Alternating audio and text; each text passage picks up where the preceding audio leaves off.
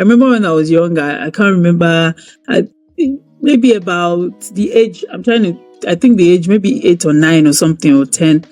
I had gone to church, and one of those mommies saw me, because I think I used my mom's powder, brown powder, and she saw me and she was like, pastor's child, you're wearing powder, And in my mind, I'm like, my name, ma. You don't have to scream pastor's child, you're wearing powder. I'm very thrilled to have Sister Titi Adeboye on the Dear Christian Girl podcast today. And thank you so much for joining us, because I know how busy you are. She's a mom of 4. She's an entrepreneur. She has so many businesses and she wears so many hats, and she made time to join us here today, and I don't take it for granted. So thank you very much, and welcome to the show, Titi Adeboye. Thank you. Thank you for having me. It's really amazing to be here. I'm grateful. I'm honored. Thank you. Okay, so can you tell us a little bit about your background, how you grew up, and I know you, but some of our listeners may not know. So if you can just let us into, your background and what growing up was like for you. Okay. So growing up for me was, I would say, fun. I had a very decent childhood, in the sense that my parents took their time, not just to be parents as it is. They were available. They made our childhood very fun, very easy, very lively. My parents are pastors, and so I have been privileged to speak to a number of pastors' children that did not really have a good relationship with their parents growing up. But honestly, I cannot. I would say I can't relate, because I'm grateful for the kind of people that the kind of father and mother that I had. We had fun, we played, of course, it was very strict Christian household, and so certain things were not to be compromised, in terms of our devotion, our going to church, our studying of the word and things like that. But I think those things shaped me. Growing up now, how you would think, oh, your parents are they're just doing too much, it's too much, but I'm grateful that when I had the opportunity and I listened, and now I'm honestly, being a parent myself, I can say that they actually did the best for me. So yes, it was beautiful, although it had its own challenges as well, as a child and as a pastor's seed, which I'm sure that you can relate to as well, Moyo. The popularity of it, but yeah, but in all, I think, yeah, we were shielded, we were loved. I was loved, I was shielded, I was raised in the way of the Lord, and I'm happy, I'm grateful. That's amazing. And of course I can relate to, some of the things that you mentioned about, being shielded and loved, and not compromising on certain values, because, we are pastors' children. And so that's very interesting. And I'm also interested in knowing, so as someone who grew up in the church, and was raised as a pastor's daughter, like, how did you get to know God for yourself? Because a lot of preachers, even myself included, I was born into a Christian home, but I didn't necessarily know God, honestly, not until I moved to Canada. And then I started to experience my own trials. And then I started to even question some things and say, you know what, like, what is Christianity all about? And then I took a few steps back, and I actually built and developed a genuine relationship with God for myself. So I'm just interested in knowing what that journey was like for you. Okay, so I think for me, growing up, there were certain things we did out of duty, because we know, Sunday we had to go to church. Whether you liked it or not, you had to. Whether you liked it or not, you had to go to certain services, midweek. You had to be in church from morning, sometimes till evening. So certain things were out of duty because you were a pastor's child. But I realized that as I grew older, I began to, I think, to start with, at a certain, I think I was about 8 when my dad, even though I mean, I'm his child and I've always been a pastor's child, so to say, he called me into his room one day when I was 8, and and he said to me, Titi, do you know the Lord? Do you love the Lord? And he ministered salvation to me, literally. I am still grateful for that experience, because even though he's a pastor, he didn't assume that I should have known or I should know better. So I think that was really the beginning of my relationship, so to say, with the Lord, where I realized that salvation was something that was personal. It was a journey. It wasn't just activity. Your relationship with God is not measured in the amount of activities you're involved in, even in the church or with religious programs and things like that. It's a function of how the position of your heart, the way that you love the Lord and the way that you connect with Him. And so, yeah, I mean, that was the beginning of my own journey. But I think I can say that as I grew older, I had more understanding, I had more insight into what was right, what wasn't, how I should live as a child of God and all of that. I watched my parents, and like I say, I always rave about them because they are really amazing parents. The situation where what you preach is what you practice.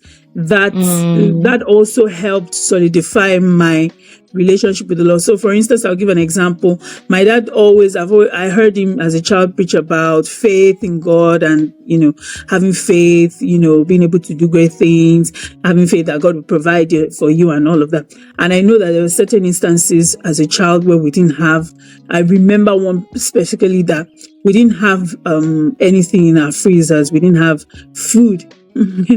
And, we sat down in our sitting room that day and, I was asking, my younger ones were asking my dad, we want to eat chicken, we want to eat this, we want to eat that. So my dad, okay. So he said, okay, get up, everybody. Oh yeah, go to the freezer. So prophesy and say, chicken, come, fish, come, everything you want. Just be measuring it. Oh yeah, go to the store, do this one, come, this one, come. And as children, it was fun. It was like, oh yeah, let's go. Oh yeah, chicken, come, this one, we're just saying it. But before the end of that day, like 90% of the things that we said were brought to our house. They were gifted. People would knock like about an hour after that prayer. So we Pastor, good afternoon. I brought this. And as a child, for me, that was mind blowing, because I saw God in a different dimension.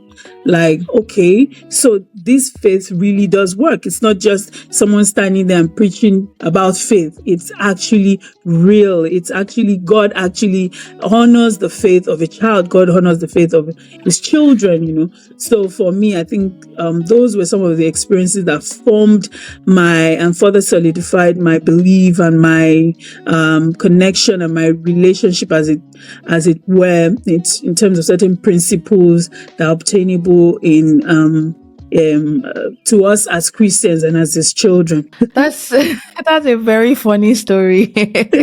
And Honestly. I'm glad your dad didn't assume that you were saved, and I'm also glad your parents were great examples, because as children we copy what we see. If you're like, don't do this, the child isn't exactly going to listen to you. Is what yes they see that they copy, right? So I'm glad they were great examples. And you also said something that was very important. The position of your heart is so important, and it's not just God sees the heart, man sees the outward appearance. And so it is easy to, I guess, pretend or engage in a lot of religious programs and do all sorts of things just because I guess you want to. Yes. You want to please man and not God. So it's I like that you touched on that. Okay, so I know you're also a pastor. You're a pastor and you're a pastor's wife. And I'm interested in knowing how in learning more about that journey, because you see a lot of preachers' kids are like I don't want to be a pastor. I never want to become a pastor's wife. Never, miss me on that one. But you are, and you are thriving, and I'm just interested in knowing, did you always want to be a Oh pastor's dear. wife? Or, or did God literally have to drag you into that role? Okay. Okay. So how we were saying, as you grew, or as you grow older rather, you get to understand more of God. I mean, there were certain things, obviously, as a child, I did out of duty.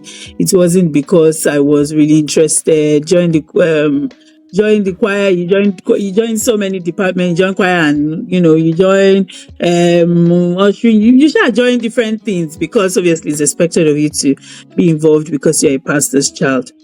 I never wanted to marry a pastor, and here are my reasons. I grew up seeing how invested my parents, I think really every good pastor is invested in the church and in the service of Christ. How much time and effort and all of that. And, I just wanted to serve God, of course, do what I need to do, but I never wanted to marry a pastor. Not because my pastors are bad or my parents did anything wrong or whatever, but I just felt that it was just a lot of work. A lot. It is. A lot of work and a lot of pressure. And mean that, I would come to church early with my parents, leave early. I just thought, oh my God, my children too, oh God, and then there's this cycle where everybody is just, we're just so busy. Sometimes you are overwhelmed and all of that. So I never wanted to marry a pastor, but you know how God is the master plan. I'm sure when I was saying those things, it was laughing at me, going, okay, all right, we'll see whose plan comes to pass. So yes, I didn't want to. Of course, I wanted to. I knew I would always be involved in ministry. I knew I would always how would I put it? I knew I would always have one reason or the other to work in the house of the Lord, but not necessarily at the capacity of being a pastor's wife or a pastor. But I'm grateful for where I am now. I'm grateful because I think being a pastor has also sort of helped me see life in its fullness, in the sense that you are not just close to your own corner and concerned about your well-being and your family. There's a whole lot of other people that you can influence, you can help, you are opportune to meet with and interact and all of that, and one way or the other impacts their life for good. So yeah, the journey so far has been good, of course, not without its ups and downs. Did you ask me how I'm able to manage or something? Yeah, so that was actually going to be my next question. Like, how are you able to, because the job comes with a lot of expectations, right? People have expectations of you as a pastor's wife or as a pastor. So how are you able to just ignore all of that and just focus on the job, focus on God? How are you able to avoid not being placed in a box by others? Because some of these expectations are unrealistic, to be honest. Yeah. So yes, so growing up, how I would say, to be honest, the expectations of sometimes that people have of pastors' children, they are so unfair. How if someone does something, if they lift their leg and put it a certain way, you cannot do the same because they're like, you pastor's child, And I remember that there's this story that I remember so well. Now that I'm thinking about it, it makes me laugh. I remember when I was young, I can't remember, maybe about the age, I think the age, maybe 8 or 9 or something, or 10. I had gone to church, and one of those mommies saw me, because I think I used my mom's powder, brown powder, and she saw me and she was like, ah, pastor's child, you're wearing powder, you know? And in my mind, I'm like, you know my name, ma. You don't have to scream pastor's child, you're wearing powder. What? You don't know, as in, what's the problem, you know? People have, I'm just citing it as an example of how unrealistic some people's expectations are. And in my mind, I'm thinking, what's wrong with powder? Like, I don't understand. You are saying that I'm wearing powder. You are all made up. Like, your face is made up. I can see that you are fully kitted on the face. So, yes, expectations are high. Expectations sometimes are even unrealistic. But I've learned over time not to listen to noise. I've learned over time not to bother myself with things that are not important. As long as I am doing the will of God, as long as I have the conviction in my heart and through the Holy Spirit, I am doing what I should be doing. You can't bother me, you know. I'm not going to run at anybody's pace. I'm not going to run at your own ideas. Of course, I'm open to ideas. I'm open to listening to you. But as soon as I know that you are trying to box me, you're trying to, you're trying to require of me what I know is not important, it's not realistic, it's not part of me, then of course I'm out of that circle and I'm doing what I need to do. So yeah. So managing expectations have been quite easy because I honestly do not let it weigh me down. And one thing I think that we need to understand is that there are certain the different categories of relationships you have in life. There's certain people whose opinion of you matters a lot, and you know that they have your best interest at heart. So even when they are talking to you or when they're counseling you, you know it's from a place of pureness. You know it's from a place of genuine concern, genuine interest in your well-being, in your growth. There's certain people who they are just saying, they're not necessarily interested in your growth. They're not necessarily on your corner in any way. They just want to talk, just to, give an opinion. So, yeah, you have to weigh in what matters. Who are the people that matters in your life? What matters in your relationship? What matters in, about what people are saying? Are you on the right path? Are you not on the right path? I think that's when you have that clarity and when you have that conviction in your spirit, it sort of helps you to not get overwhelmed with what other people are saying concerning you. I love that. Just noise. I love it.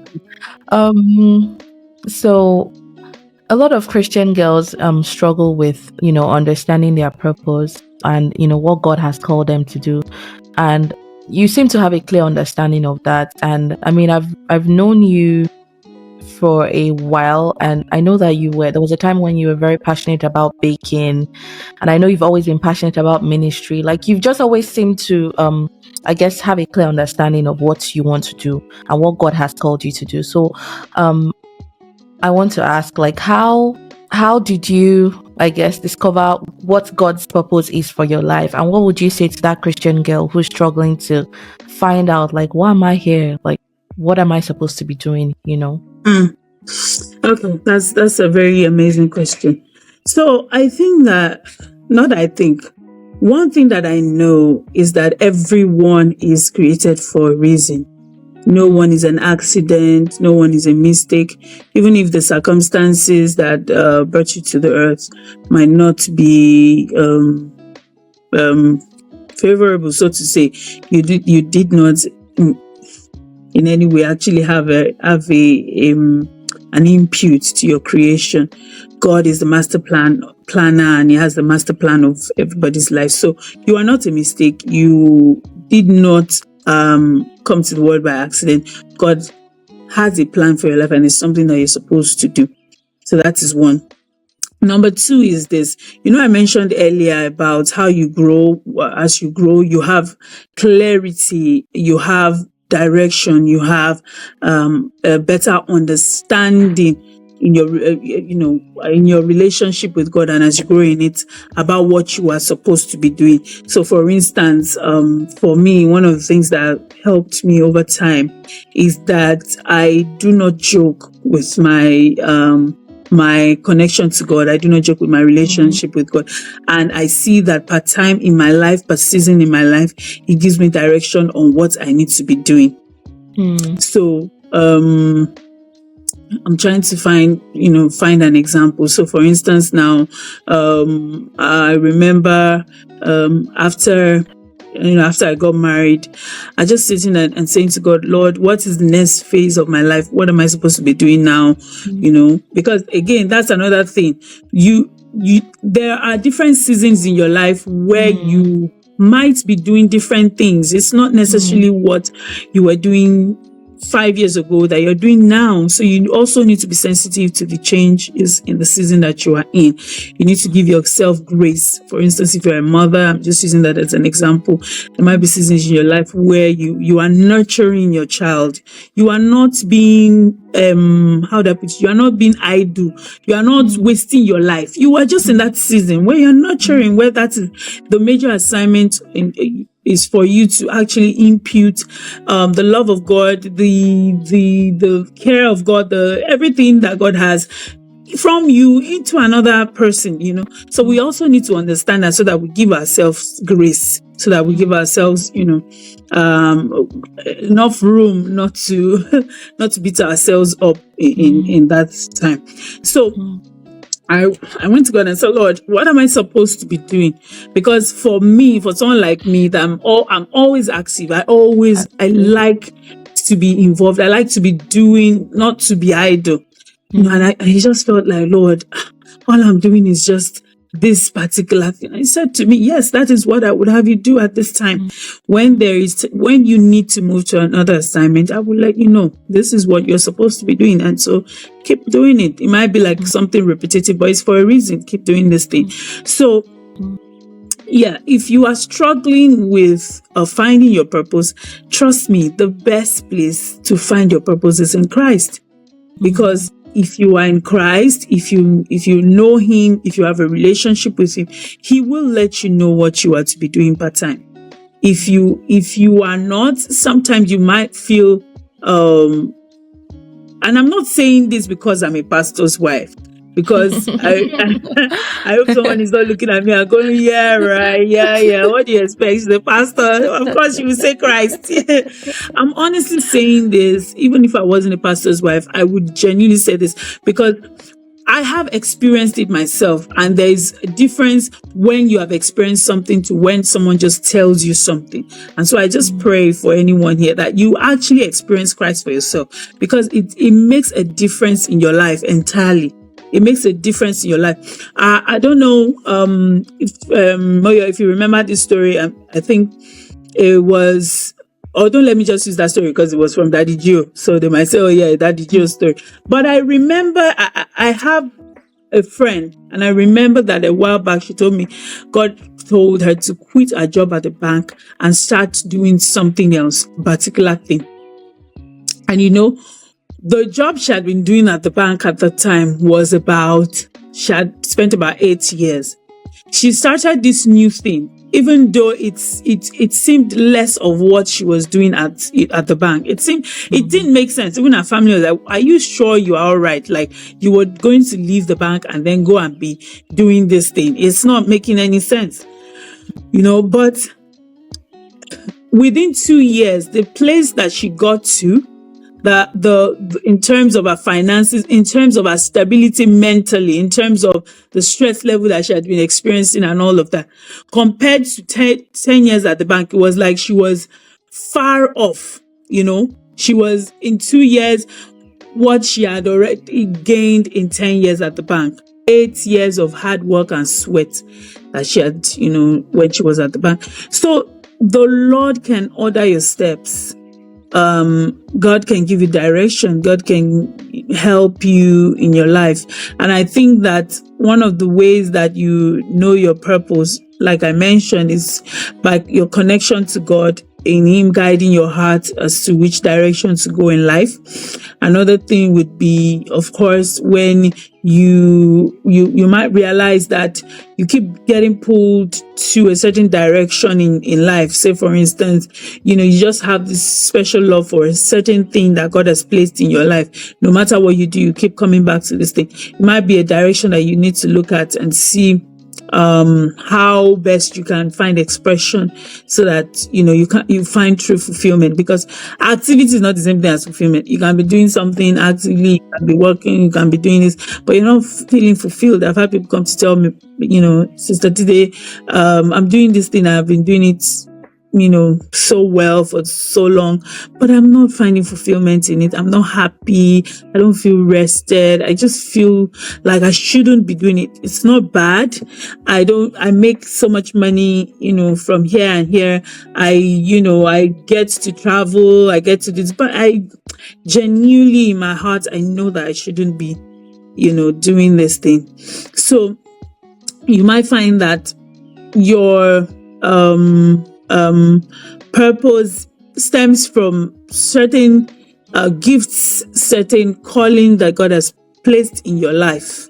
Yes, so you might find that your purpose and all of that stems from the gifts, the things that God has placed in your heart that you just keep going back to. So I just want to encourage you, if you are trying to find purpose, if you are trying to find your feet, it seems like you are not getting it right, serve God, go back to the beginning. Who best knows the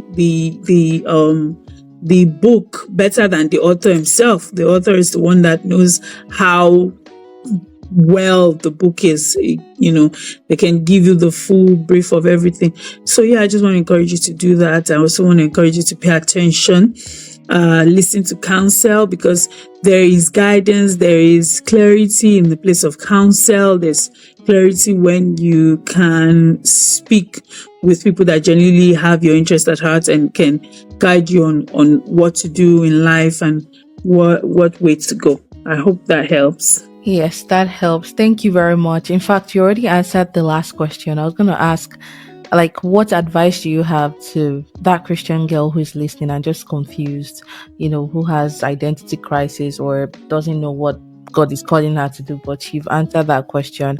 And thank you so much, Sister Titi Adeboye, for coming on the Dear Christian Girl podcast. We really appreciate you joining, and you've shared a lot of wisdom and insights, and I pray and I hope that the girls who are listening to this will be blessed by it, and will grow from everything we have discussed today. Thank you. Thank you so much. Thank you for having me. I do not take this for granted. I'm super grateful. Thank you, Moya. God bless you.